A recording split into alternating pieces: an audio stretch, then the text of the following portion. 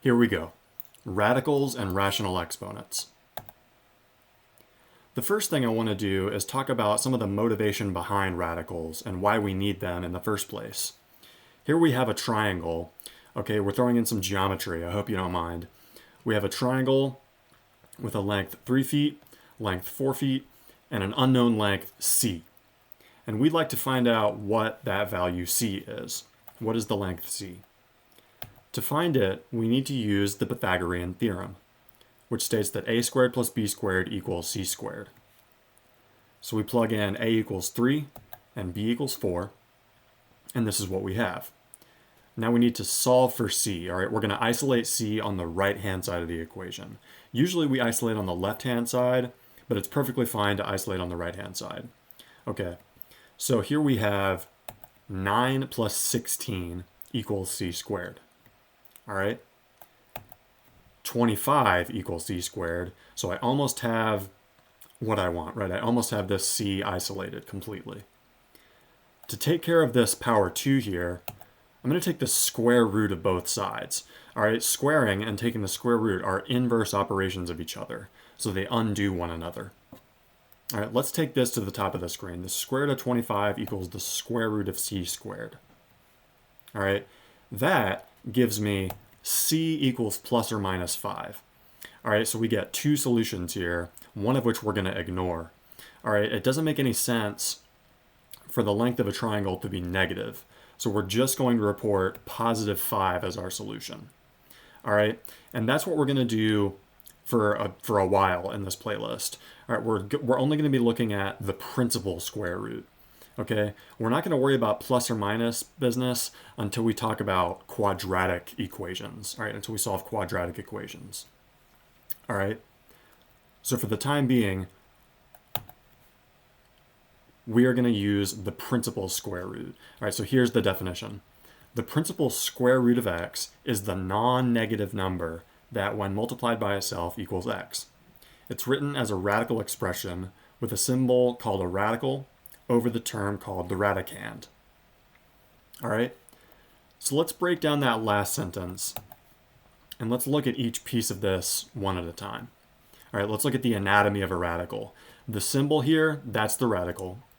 All right, and the stuff inside, that's called the radicand. And the whole thing, right, the whole thing in blue here, that's the radical expression. Okay, so one of our main tasks for the upcoming problems is going to be simplify the radical expression. All right, that's what we want to do. We also need to talk about this number in this slot here called the index, n. Let me show you a concrete example where n equals 3. All right, here the index is 3, so that means we're taking a cube root. We want to find the cube root of 8. We know that that is 2, okay, because 2 times 2 times 2 equals 8. So here we have an example of a radical expression, and we can simplify it down to just 2. So before we start talking about rational exponents, I want to go back to this screen here. All right, I want to look at a certain step we made. Okay, this step in red right here, that's what I want to take a look at. Let's take that to the top of the screen. 25 equals c squared. Okay, so to isolate the c, what did we do? We took the square root of both sides. Okay, and that's perfectly fine. We can do that. Okay, it gave us c equals 5. All right,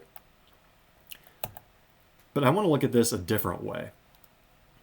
If we start with 25 equals c squared, and instead of taking the square root of both sides, I'd actually like to raise both sides to the 1/2 power. Okay, that's the same thing as taking the square root of both sides. Okay, why am I doing this? Because of one of the rules that we looked at in the exponent rules video. When we have a power on top of a power, what do? The rule says to multiply the powers. Okay, so on the right-hand side, when we multiply 2 times 1/2, the 2's cancel, and it leaves us with c to the 1. Okay, anything to the 1 is just itself. Okay, so c equals 25 to the 1/2, right, which is 5. If you plug this into your calculator, you'll get 5. So why am I showing you this? just to make the point that rational exponents are radicals.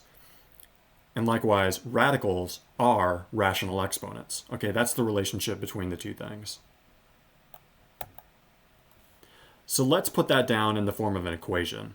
Okay, here are some rational exponents rules that we want to look at. If I have x to the m over n, that is equal to the nth root of x to the m. Okay, so when we have this rational exponent here, we take the denominator n and we put it in for the index. And we take the numerator m and we bring it inside the radical. Okay, we raise x to the m power. Okay, this is our first rational exponent rule. This is also true. We can write it like this if we want to.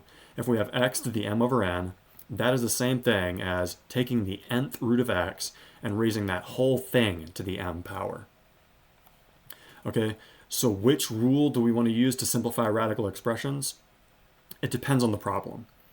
Okay, let's try using the first rule to simplify something. Okay, we're going to simplify 4 to the 3/2 power.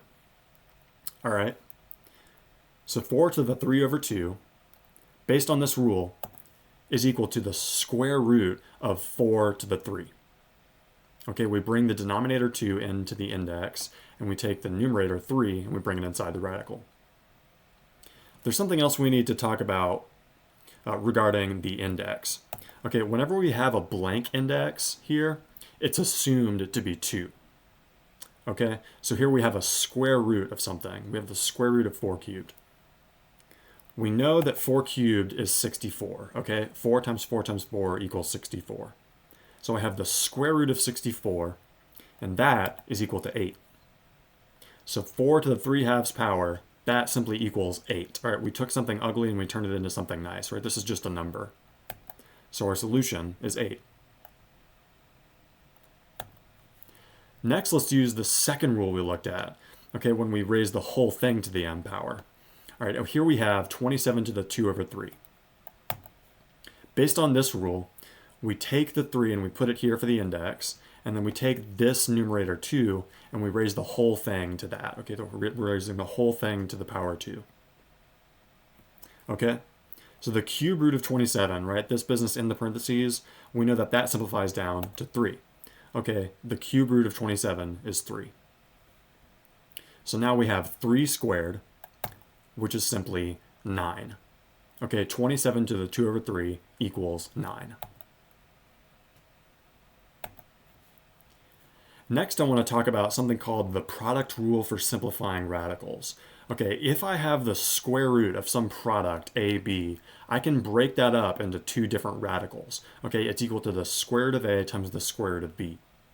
Now, why is this true? Why can I do that? I'd like to show you that right now. On the left-hand side, we have ab to the 1/2 power. Okay, there's no difference between the square root of ab and ab being raised to the 1/2 power. All right, I'm choosing to look at it this way because this reminds me of an exponent rule we looked at earlier in the playlist. If I have a product xy and I raise the whole thing to the n power, I can apply that power n to each piece of the product. That's the way I like to look at it.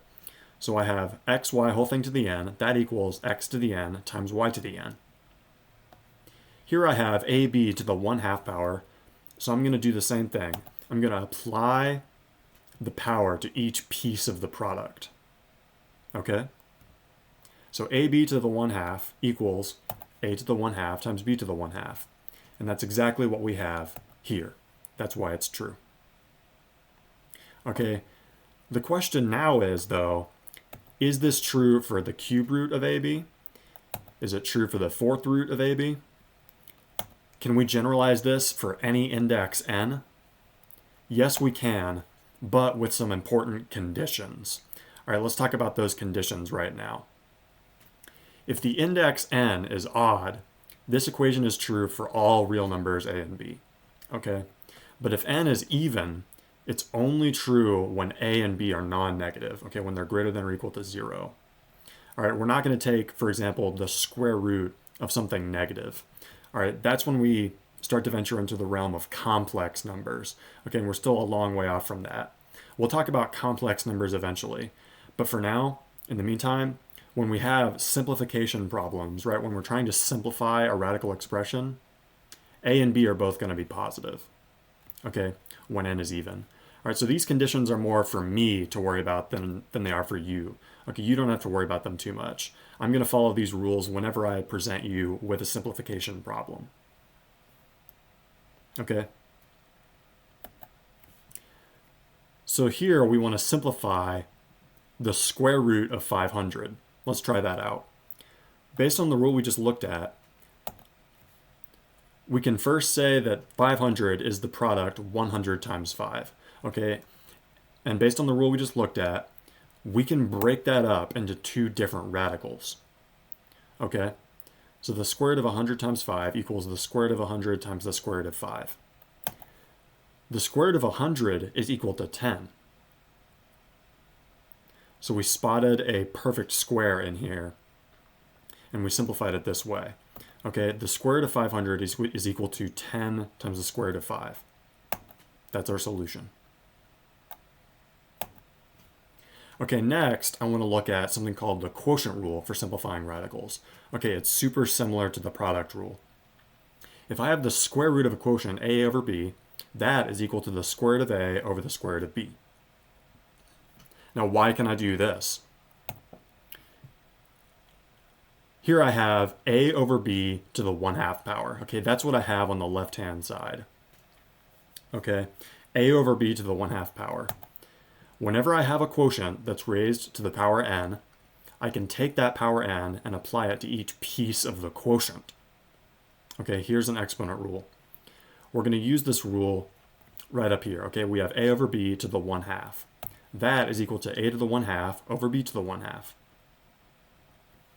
Okay, so this is why this equation is true.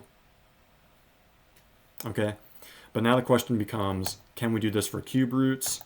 What about for fourth roots? And so on and so forth. Can we generalize this to any index n? Yes, we can, but once again, with some important conditions.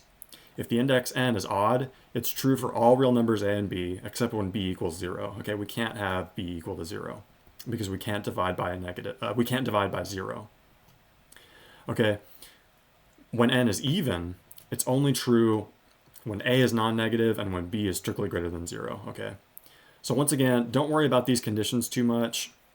I'm going to follow these rules whenever I hand you a simplification problem. Okay. So let's do that right now. Here I'll hand you this problem. Here with the square root of 5 over 64. Based on the rule we just looked at, we can break that up into two different radicals. Okay? The square root of 5 over 64 is equal to the square root of 5 over the square root of 64. And the square root of 64 is equal to 8. So we have the square root of 5 over 8. That is our answer because we can't simplify it down any further.